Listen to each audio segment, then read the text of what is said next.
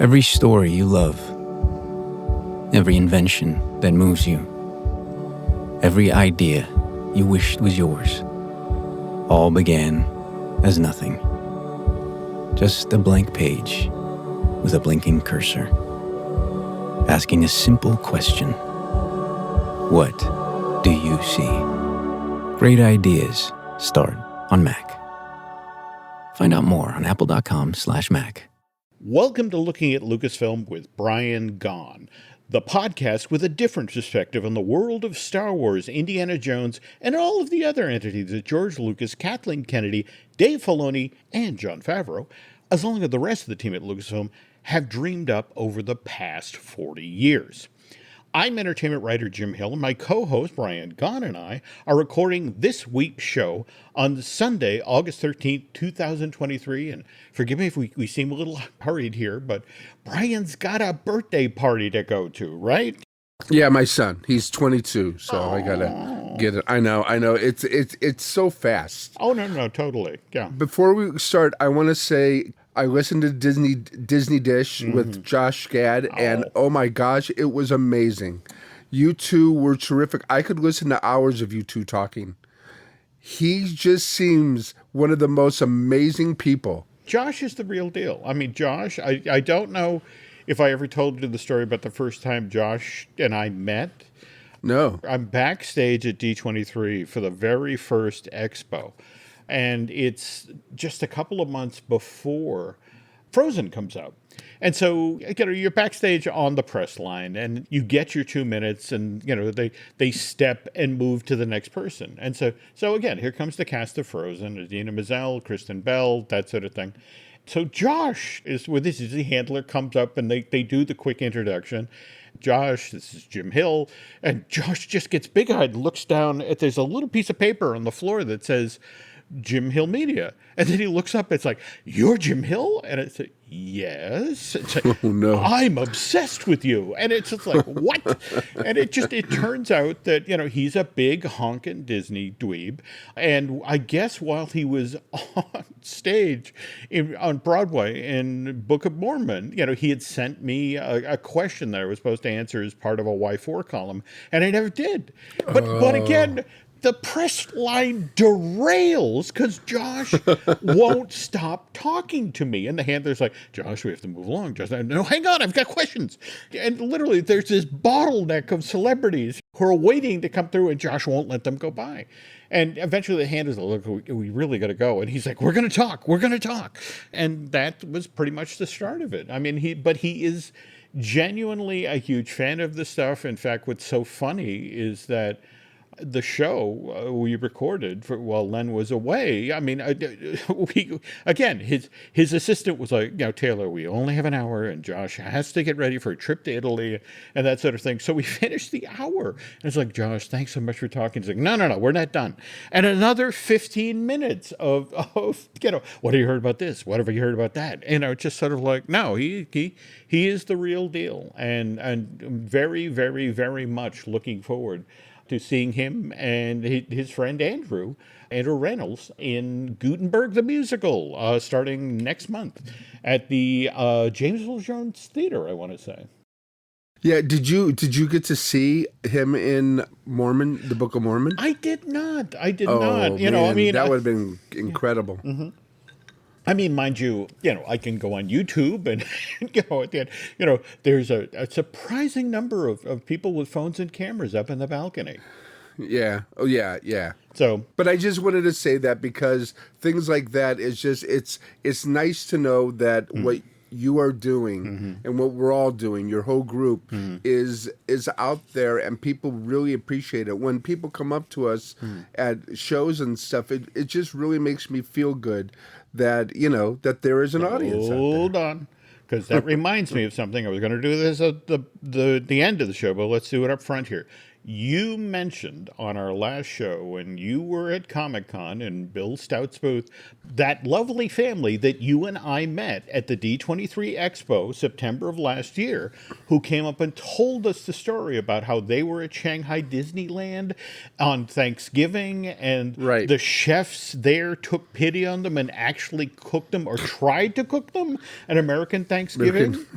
And it was such a great story. I remember telling them at that time, it's like, get in touch with me. I want to bring you on the show for Thanksgiving to tell that story. And the idea kind of fell by the wayside. But Thanksgiving 2023 is coming. And more to the point, I know that they're out there because you met them at Bill Stout's booth. Yeah. So please, nice family, reach out to me, jim@jimhillmedia.com. And, happy to bring you on the show with myself and Len so you can tell that story.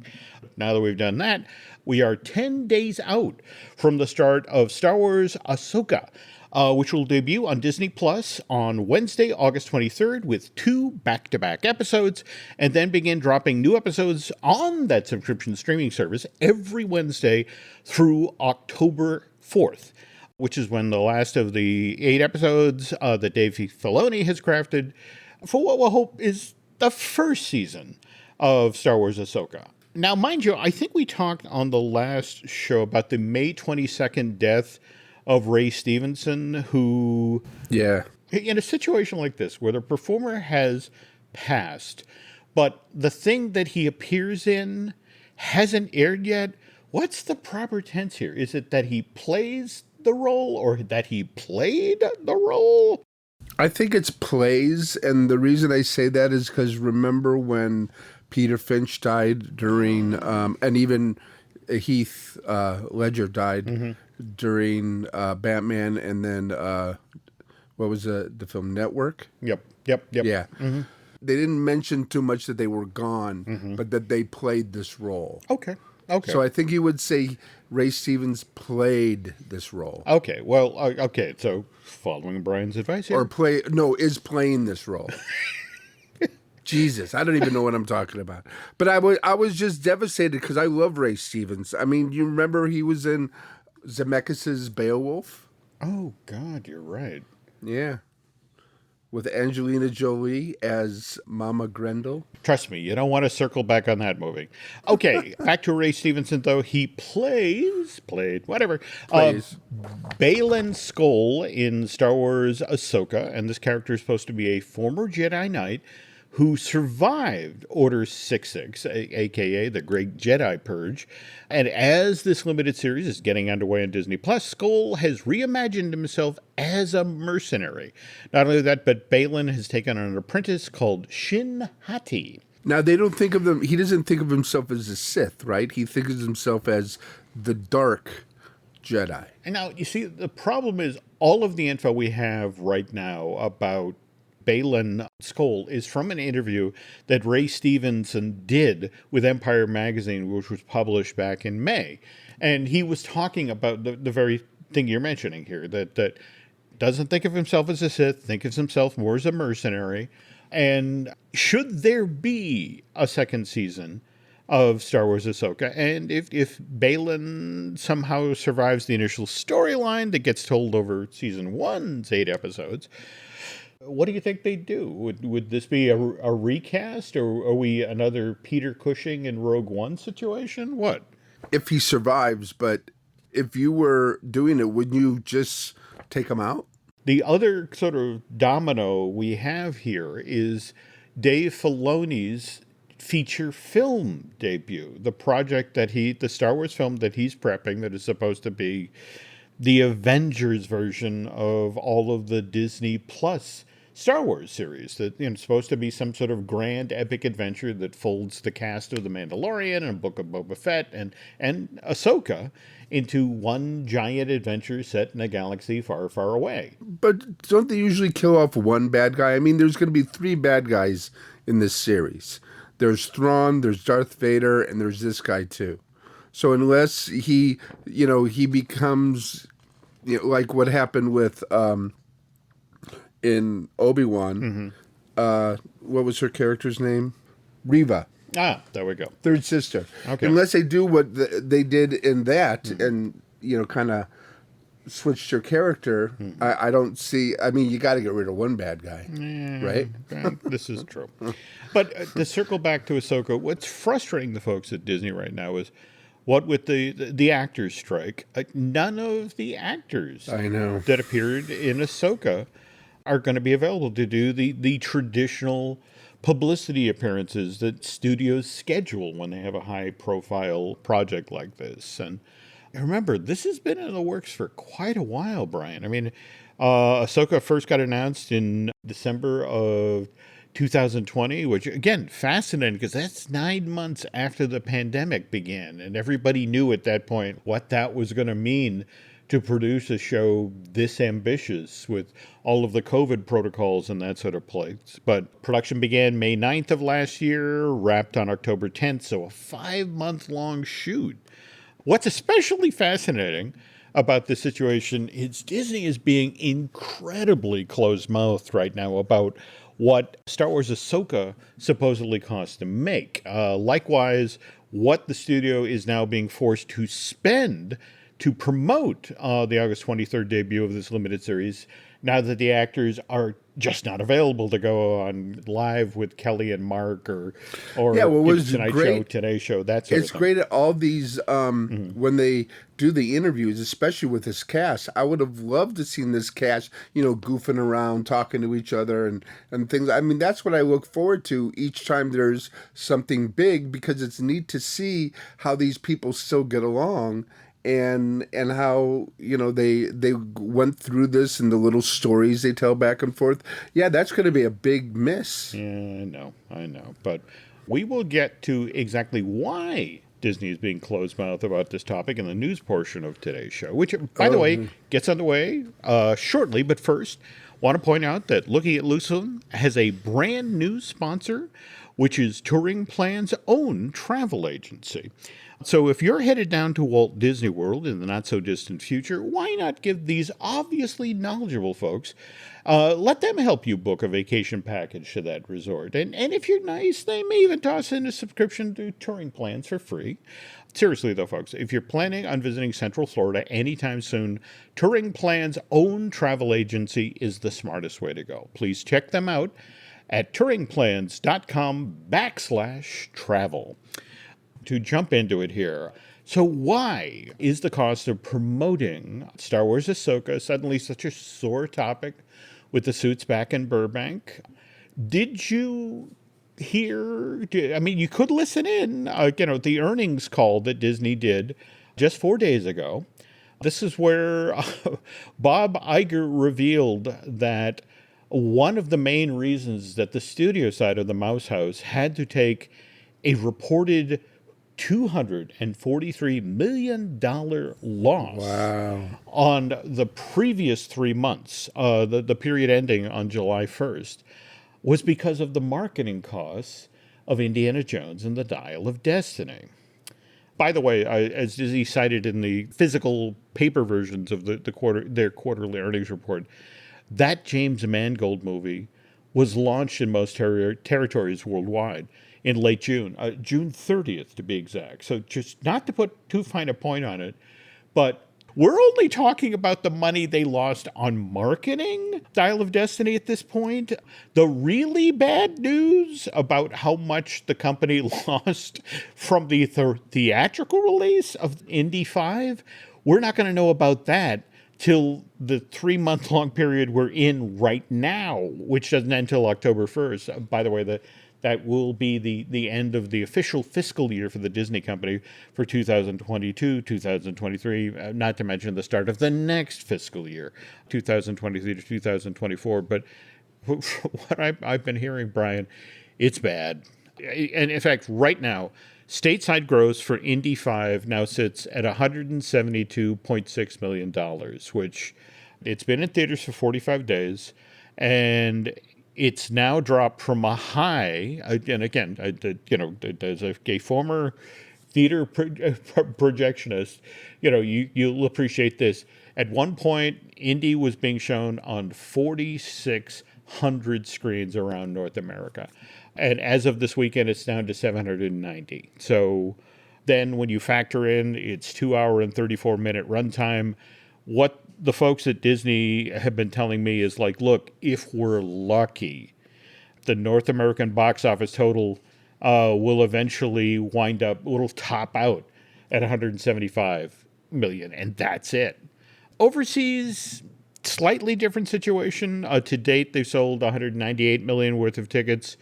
And given that there's still a handful of territories that this James Mangold movie has to go into, it's possible but not probable that Indy 5 will make an additional 27 million overseas, which would then allow Disney to close the books on Dial of Destiny and say that, okay, this previously thought to be highly anticipated sequel sold $400 million worth of tickets worldwide during its theatrical run, which I have to tell you is significantly south of what Disney's original box office projections for this project were. Now, I was mentioning that very nice family that Brian and I met at the D23 Expo, and I want to say we met them walking out of the studio presentation.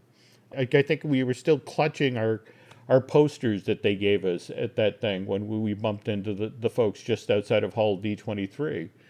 But over the course of that same event, I got the chance to chat with one of the many producers of Indy 5, and I said, okay, so what are you guys thinking you're possibly going to make off of this? And what was fascinating, I got this answer that was, a kind of a perfect example of Hollywood math. The guy basically said, well, look, based on what the previous films in this franchise have earned when they were out in theaters. In 1981, original Raiders made $248 in North America, 141 million overseas.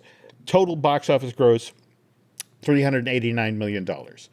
84, Temple of Doom did 179 million domestic, 153 overseas. Box office total, $333 million. Last Crusade in 89, 197 million worth of tickets in the States, 277 million overseas, box office total of 474 million, just shy of $500 million.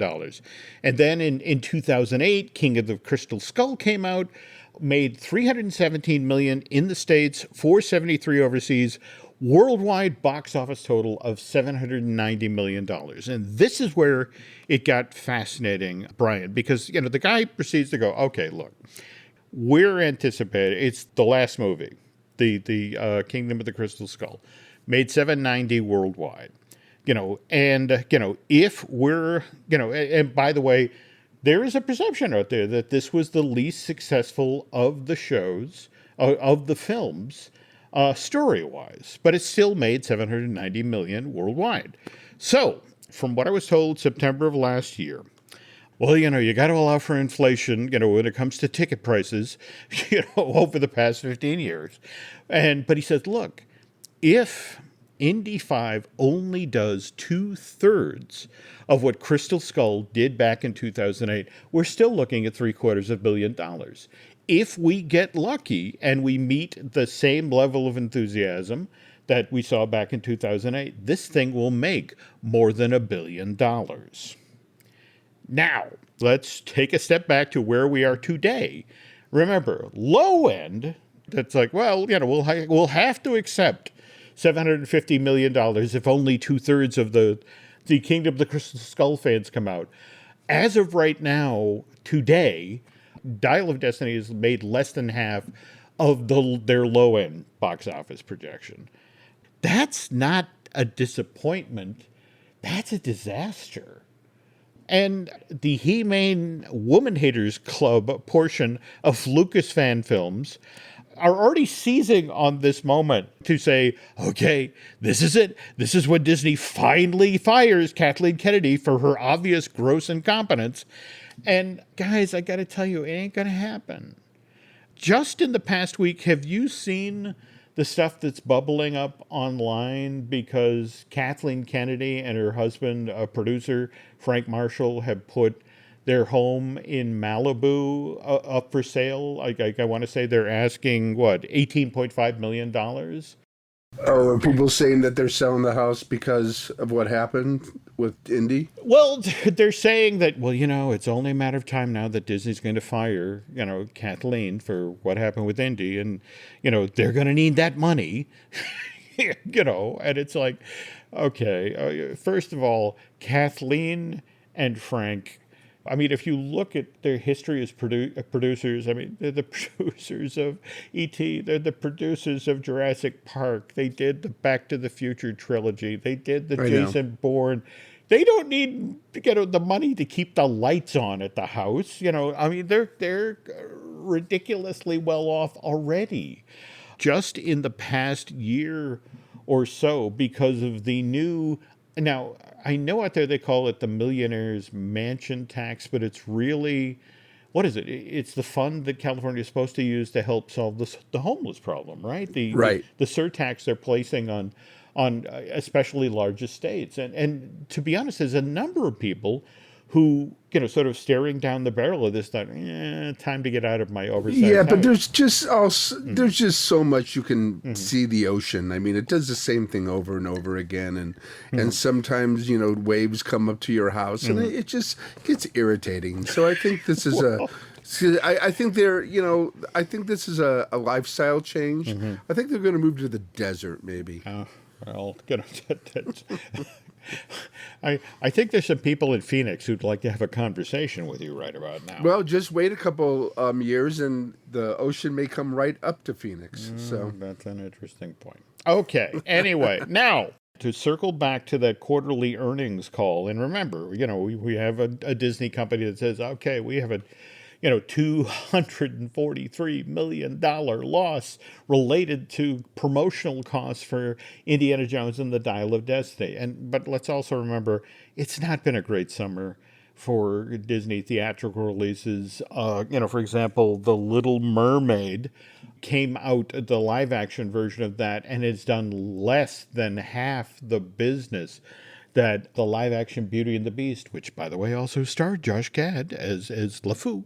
When that came out in 2017, it made $1.2 billion worldwide. Right now, Disney's live-action Little Mermaid, which, again, they spent almost as much money on promoting as they did Indy, that's currently sitting shy of $500 million. Which, when you spent $250 million making your movie, is not a good thing. So Disney is looking to recover this money in any way that it can. So let's talk about what's about to happen to the cost of your monthly cost of Disney Plus. Did you see this? Where they're jumping? I knew it was happening, and I just I wanted not to think about it, so I just closed my ears and eyes. Not listening. Yeah, exactly. Well, no, I did a lot of la la la. Okay, but the time to face the music, Brian. They're jumping the price of the ad-free version of Disney Plus by 27%. It's going to go from $11 a month to $14 a month. Likewise, the ad-free version of Hulu. And speaking of which, I also haven't started watching season 3 yet. Only Murders in This Building. So I have been remiss in a lot of when it comes to a lot of must-see media. But ad-free version of Hulu is jumping $3 as well, going from $15 a month to $18 a month. And then to make sure the mouse is going to get every dollar possible here, they're going to start cracking down. They're pulling in Netflix. They're going to crack down on password sharing. Which brings me full circle to, am I the problem? I have yet to go to a theater to see Indiana Jones and the Dial of Destiny. Now, mind you, Nancy's seen it. She went out with her she has this lovely group of friends who go out and have lunch, and then they go see movies, and she enjoyed it, but it's one of these things where the irony is, I'm so busy as an entertainment writer, I can't stop to watch movies. You can't see the entertainment. I can't see the entertainment. And could anything have fixed this? Could a different promotional campaign? Could a different release date? The thing about what I think about this film is, I mean, first of all, I loved it because I love Indiana Jones and I love the puzzles. There are little things. I mean, it was... first of all, it's too long. Well, 2 hours and 34 minutes. All the other movies were under 2 hours for the most part, and that's what you have to have. You have to have quick action going on. Second, they showed Indiana Jones down on his luck. Indy's not supposed to be down on his luck. Indiana Jones is our hero. I mean, he's not an anti-hero. Why make him such? And he's getting a divorce, and the whole thing about his son. What, his son would have been 40 years old or 50 years old going to Vietnam? I don't know if there's a lot of 50-year-olds going to Vietnam. Closer to 30, but I get what you're saying. Okay. So, but there's all these little things, and also the goddaughter. I mean, she steals it from him to sell it off, and then she gets it back, and now they go on an adventure. I mean, if you cut that whole middle part out where she's trying to sell it off and then you'd have this, good little buddy film of them doing this together, which that's when it starts getting great. And it's a little muddled at the end. I mean, you probably know what the dial is and what the dial does. Yeah, and the whole, and again, I apologize, folks, if there's somebody out there who's actually like me who hasn't seen this yet. Maybe we can get Aaron to put the klaxon, the spoiler klaxon from Marvelous Disney in here, but the Siege of Syracuse that they come, and which was amazing and which I loved, but they didn't explain it well enough for us to really realize that, and they didn't tell us what was the outcome. I think we knew the outcome because there's an image on the tomb that shows a phoenix or with wings and things like that. So did they win that battle? I mean, how many people knew that there was a battle and that he eventually died? Archimedes, is that his name? Archimedes, yep. Archimedes, that he eventually died later in the battle, I believe, or in another battle. And it was a great history lesson, but they didn't give us enough.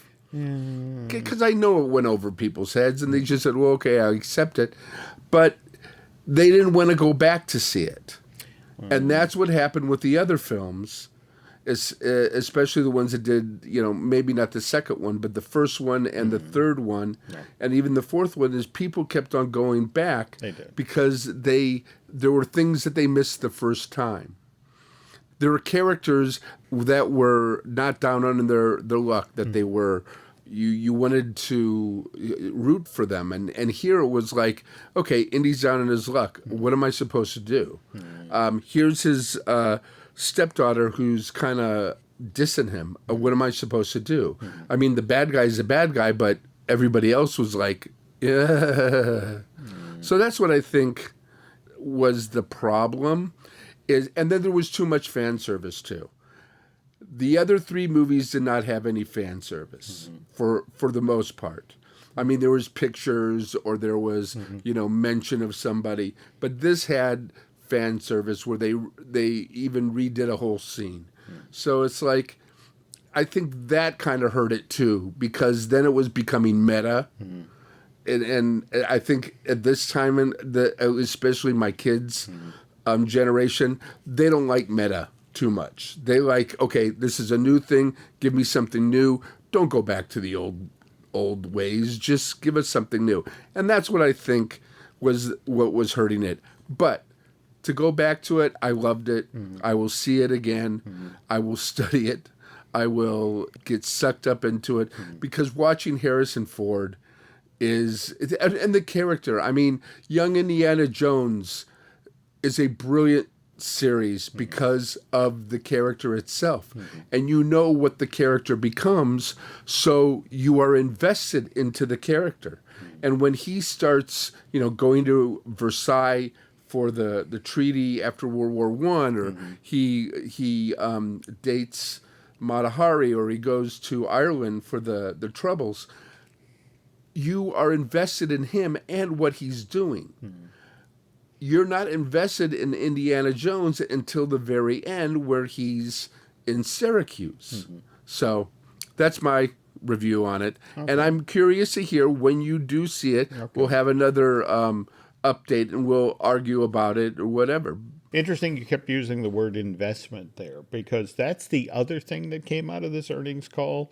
We had Iger mention that going forward, the company will aggressively be working to lower the cost per title of the various films that Disney is making, not just for theatrical release, but also over on Disney Plus and the limited series there and the like. And of course, one of the other things that Disney did recently to help reduce debt and get operation costs under control was shutting down the Halcyon. And when we get back from this break, we're going to talk about, for those of you who weren't able to get on the Galactic Star Cruiser during a short run, there are actually some souvenirs available for members of the general public, but we'll get to that moment. But first, this. All right, listen up, nacho chips. Quiet down, crispy potatoes.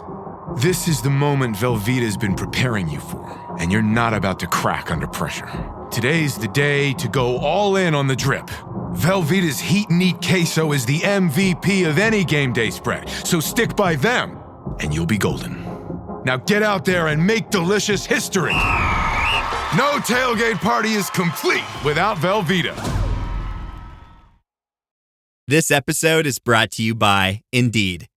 When your computer breaks, you don't wait for it to magically start working again. You fix the problem. So why wait to hire the people your company desperately needs? Use Indeed's sponsored jobs to hire top talent fast. And even better, you only pay for results.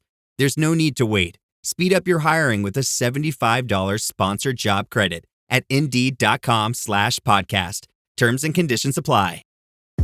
Big news. Sephora is now on Uber Eats. So if you find yourself facing a beauty emergency, like needing a last-minute gift, or you're just out of your favorite mascara, again, don't panic. We got you. Order now and get $10 off on Sephora orders of $50 or more on the Uber Eats app. Order now. Offer ends October 30th. One order per customer. Additional terms apply. See app for availability. Delivery fees may apply. News broke on May 20th of this year that Star Wars, the Galactic Star Cruiser, which first opened back on March 1st, 2022, and offered guests a 2-day-long immersive experience starting at just $5,000 a person. It would be setting sail for the very last time on September 28th of this year. And when that news broke, as soon as reservations reopened, the remaining sailings went clean. The very last guests will depart on the Halcyon, will depart from the Halcyon on September 30th, which again, to circle back to what we just mentioned, is just ahead of the end of the fiscal year for the Disney company for 2022-2023.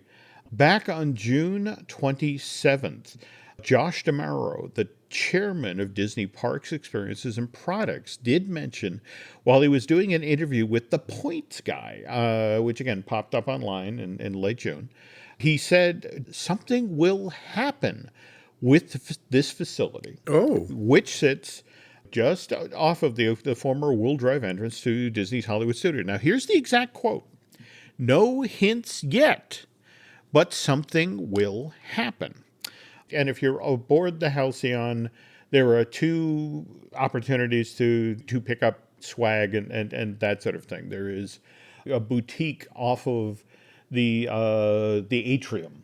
But what's kind of interesting is it's only after you actually get off, you finish your 2-day cruise on the Halcyon, and you're walking out with your bag and you're supposed to be picking up your car, that directly to the right there is the traditional Disney theme park gift shop where the t-shirt that says Galactic Star Cruiser and the coffee mugs and the pen sets and whatever, that's there. But if out ahead of the closing of this thing, which again, remember, the last sailing on the 28th through the 30th, there are a number of things that Disney put out there to sort of support this new theme park experience. And first and foremost was The Princess and the Scoundrel which was published in August of last year, August 16th, 2022. This is the story of Princess Leia and Han Solo's wedding and their honeymoon, which was held on the Halcyon. So if you want to get something that describes the Halcyon in great detail, you can pick this up. But the other thing that is fascinating, in fact, I just went on eBay this past week to make sure that I got all 5 copies of this. But there was Star Wars Halcyon Legacy, which was a 5-comic miniseries that Marvel Comics did last year. It started on February 2nd and then ended on August 3rd, 2022. And what's kind of interesting, I mean, it's this time-jumping story, but over the course of the 5 issues, they introduce you to every member of the crew of the Halcyon, in addition to the supporting characters that will come on, the various scoundrels and that sort of thing. So if you want your own chunk of Star Wars Galactic Star Cruiser history, this hardcover book, which I believe they've just released in paperback, likewise, these 5 comics from Marvel are a great start. And it's going to be interesting going forward to see what the folks at Lucasfilm, especially on the publishing side, do in regard to the Halcyon. Does it continue to exist in the publishing realm, or is this one of those things where I have no idea what you're talking about? We never mentioned that. Go away, kid, you bother me. And speaking of things that bothered me in the past couple of weeks, we lost Paul Rubens on July 30th, Wow. Yeah. And I met him one time. Did you really? Oh. Yeah, I was working on a Sylvester Stallone film, Lockdown. I was in the production office. Okay. And he, in Culver Studios, and they were going to start up Pee-wee's Playhouse. And he went into the studios to look around, and he and Paragon, John Paragon, who played John B. There we go. Yeah, but he was great. Paragon was the connection between Paul and also Cassandra, who plays Elvira. Oh yeah, because he was like their producer. He was John B, and then he was like the breather and stuff like that. But they all came from the Groundlings, and the funny thing when I saw. When I went to see Star Tours, when I went with Christian Slater, we came out of there and we're going, he says, that voice sounds familiar. Yeah. The Rex voice sounds familiar. Yeah. And I said, I think it's Paul Rubens, Pee Wee Herman. And there was no kind of promotion. There was nothing to say it was him. And they kept it under wraps for a surprising amount of time. I mean, you're not wrong there. The story I heard is a friend of mine worked on Flight of the Navigator, and they had a voice for the ship, and it wasn't working. So Randall Kleiser, who is a friend of Paul, went to Paul and said, could you do this? Now, Paul had already been, on the Roxy version of Pee-wee's Playhouse, and then also the movie. Yep. So he said, yes, but what if I use a pseudonym so nobody knows it's me? So when you see the credits, you see the ship voice is Paul Mall. Oh my God, that's funny. Now remember that Pall Mall was a cigarette brand? It was. I want to say that's what killed my grandmother. But anyway, But then what happened? They were doing Star Tours, and they said, "Well, who are we going to get for Rex?" And somebody says, "Well, why don't we get the same voice that was in Flight of the Navigator?" So they didn't know who it was. So they called Randall.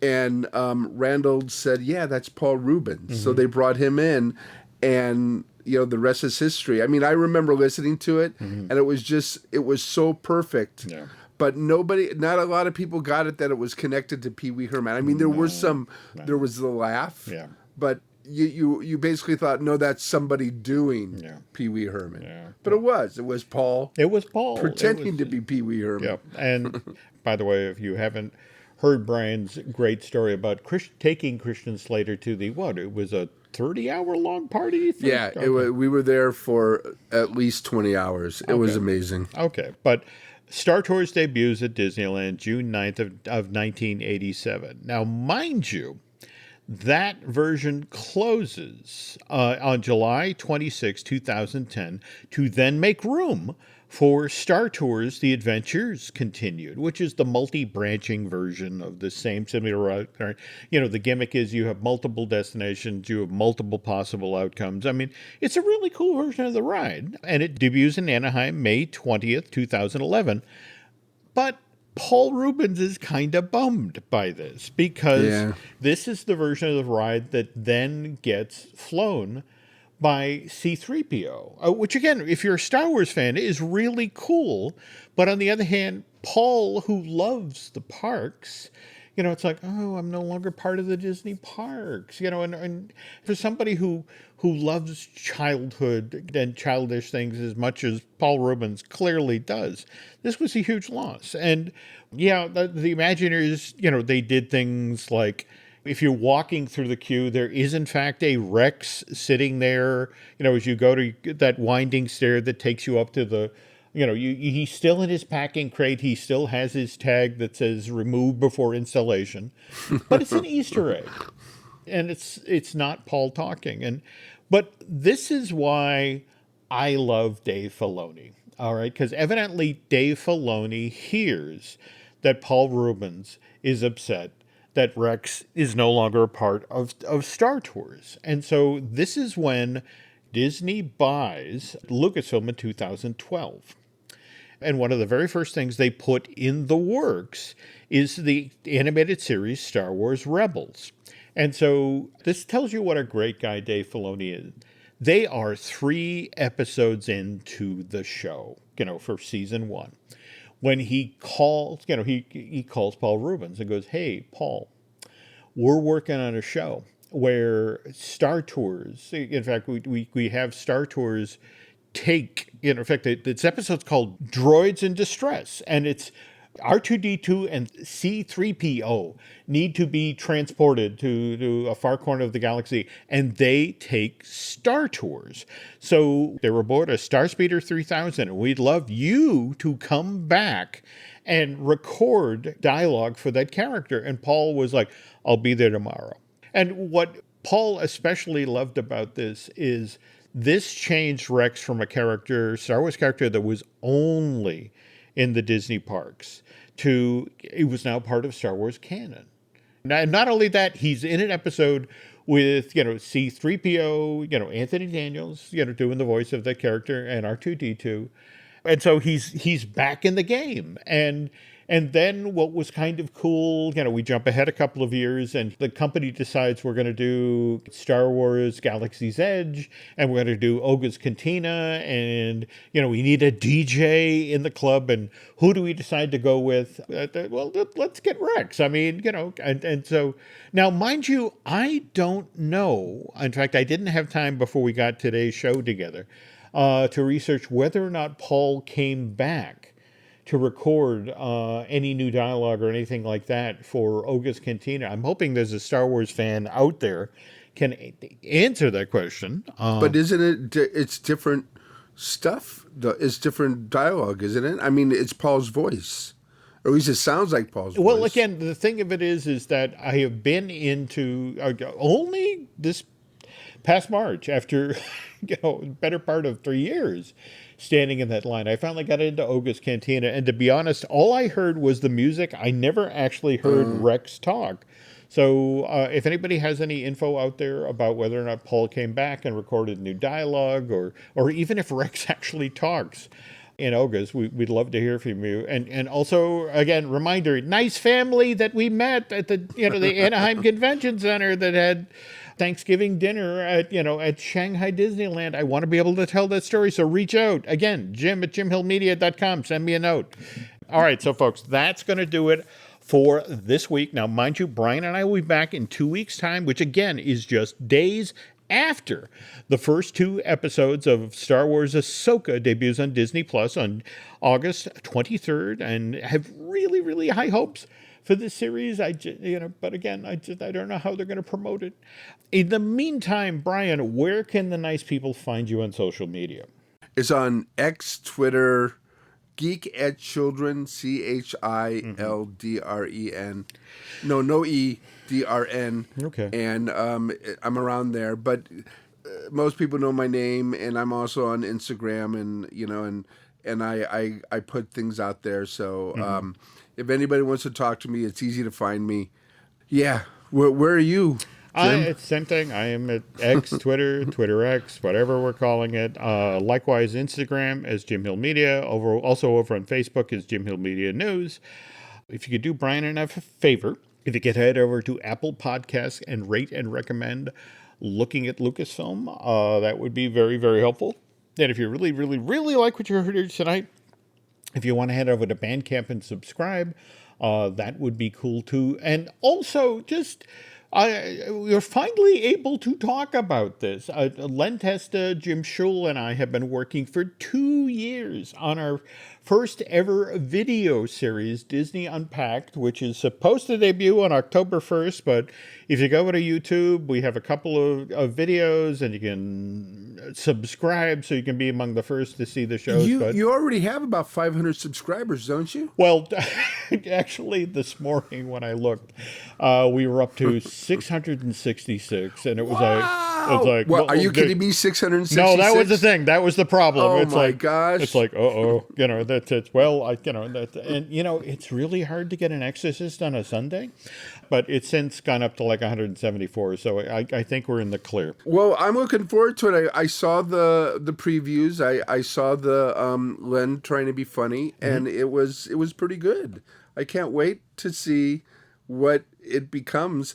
It really is weird that the only time it was raining in Southern California in the last 50 years that you happened to be at Disneyland. Well, yeah, that was our day at DCA, and yes, it was. And in fact, the irony was we're walking around Paradise Pier, and I think there was more water in the air than there was in Paradise Bay. But that's a story for another time, folks. And we will be back with a new show in 2 weeks. So thanks for listening, and on behalf of Mr. Gaughan, who has to leave very quickly for a birthday party. Yeah, pizza or run. otherwise the pizza will be gone. Thanks for listening, and we will be back soon.